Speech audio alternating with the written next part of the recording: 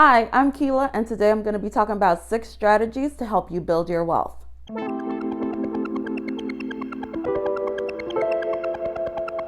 Okay guys, if you are ready to get your personal finance game up, this is the video for you. I have been working within the finance industry for the past 5 years, and I have always been interested in money, how you make money, how you grow money. This channel is a self-transformation channel, not only in regard to my weight loss journey, but I am also on a self-transformation journey to make my finances better and to also increase my confidence and my mindset.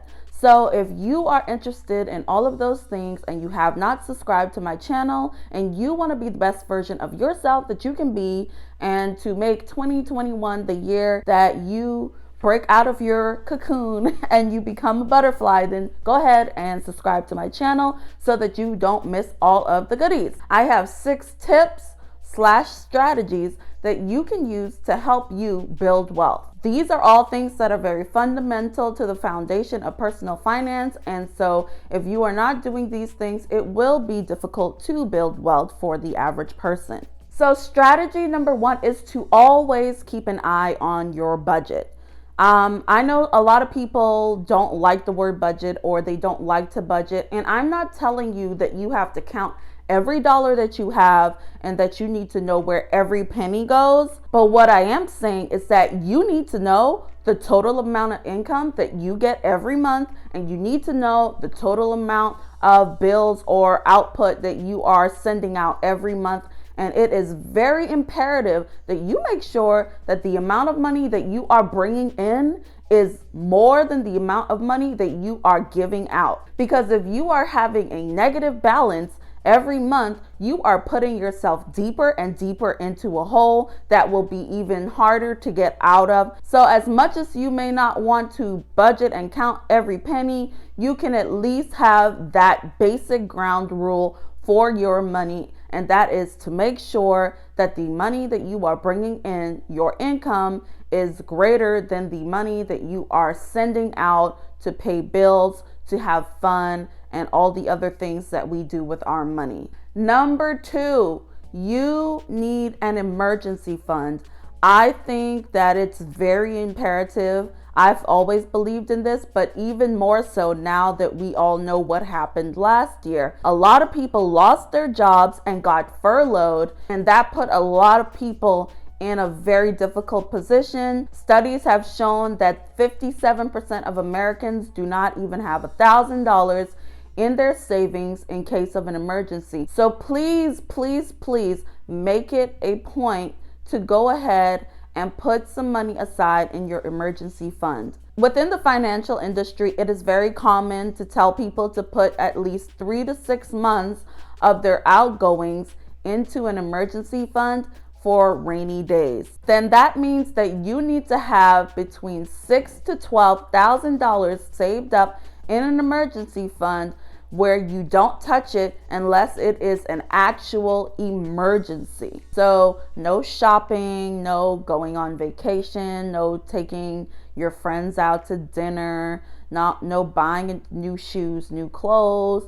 Those are not emergencies. This money is for if you lose your job, if something happens to your car, if maybe you have a medical emergency. This is for actual true emergencies. And so if it's not an emergency, you shouldn't touch it. What I do want to say is that $6,000 to $12,000 is a lot of money to put aside. So my recommendation is that you at least try to put $1,000 to $2,000 to the side as your emergency fund until you can build it up to where it needs to be. You need to get rid of your debt. Every time you make a payment for something that you do not own, you are chipping away at your disposable income and all of the money that you could be investing so that it can grow, so that you can then build assets and increase your net worth. Any other type of debt that is not a home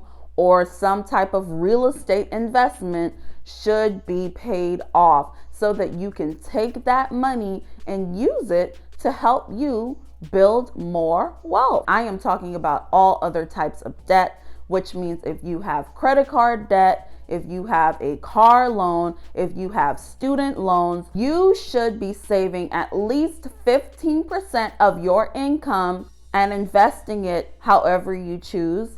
I personally invest my money in my company's 401k, and I also invest in my own personal Roth IRA, and then I also have a personal stock account. So if you are not a person who likes the stock market and that makes you uncomfortable, then I would say put 15% of your money to the side until you get the amount of money that you need for a down payment on an investment property, or put 15% of your money aside until you have enough money to then start up your own business. But the point is that 15% of your money should be going towards wealth building strategies. I also want to say that if you are a person and you find it very hard to go ahead and invest your money, please go ahead and pay yourself first.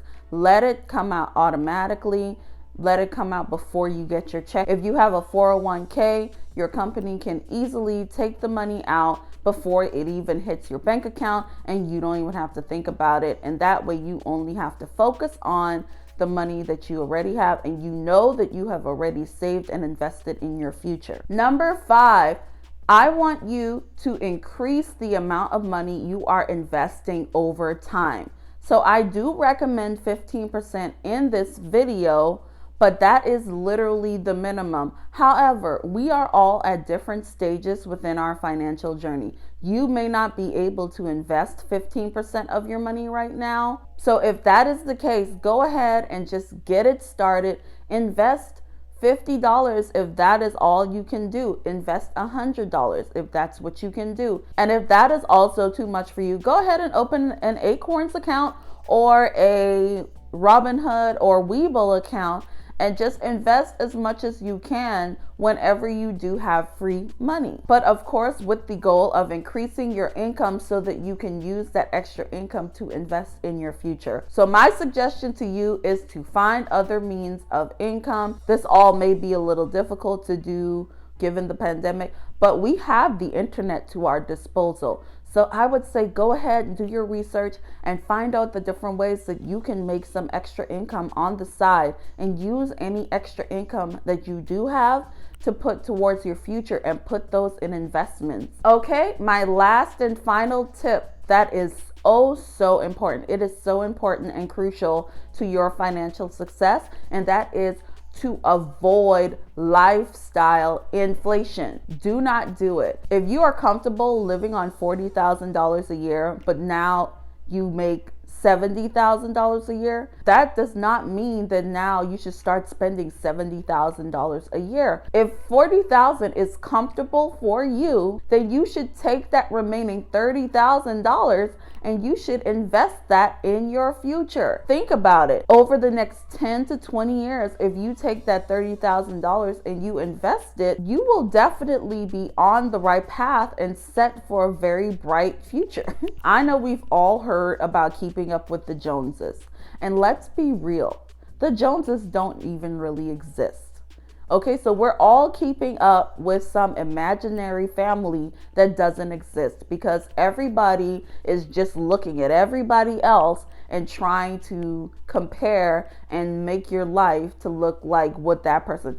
If somebody has a new car, you feel like you need a new car. You don't need a new car. If your car, your 5-year-old car, 7-year-old car is working fine, why do you have to get a new car? So what I'm trying to say is, do not keep up with the Joneses, because at the end of the day, when you are trying to keep up with this imaginary fictitious family and you're watching everybody else and you're trying to do what everybody else is doing, not understanding or knowing their financial situation, you are just setting yourself up. Because what if you do have a friend who's driving a BMW and they're living in like a McMansion, but they are drowning in debt? They are probably not going to tell you that. All you see is the nice house and the expensive car, and you say, well, gee, why am I not there? Why can't I have a nice house and an expensive car? And you can, if you make sure that you put investing in yourself first and then you have money left over, then you can do those things.